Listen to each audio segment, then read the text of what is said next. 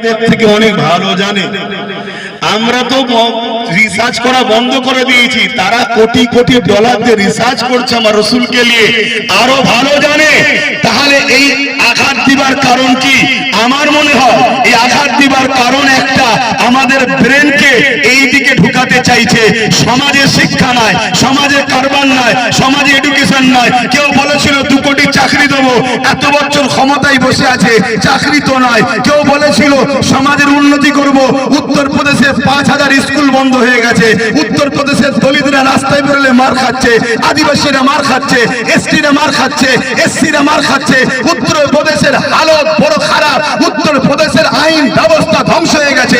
উত্তরপ্রদেশের জঙ্গল রাজ চলছে, উত্তরপ্রদেশের গুন্ডা রাজ চলছে।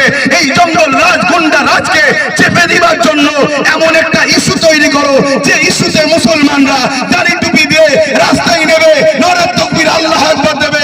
আর এই সুযোগে রাতের অন্ধকারে আমি অমুসলিমদের পাড়ায় গিয়ে বলবো, দেখেছিস মোল্লারা পাকিস্তান বানাচ্ছে, আমাকে রাখ, বুলডোজার বাবা ওদেরকে সাইজ করব।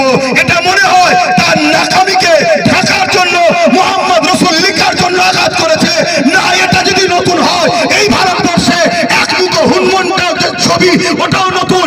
এই ভারতবর্ষে লাভ জিহাদের নামে পিটা, ওটাও নতুন। এই ভারতবর্ষে গোরক্ষা বাহিনীর নামে পিটা, ওটাও নতুন। এই ভারতবর্ষে জয় শ্রীরামের নামে মারা, এটাও নতুন। তাহলে এইগুলোকে রুখা হচ্ছে না।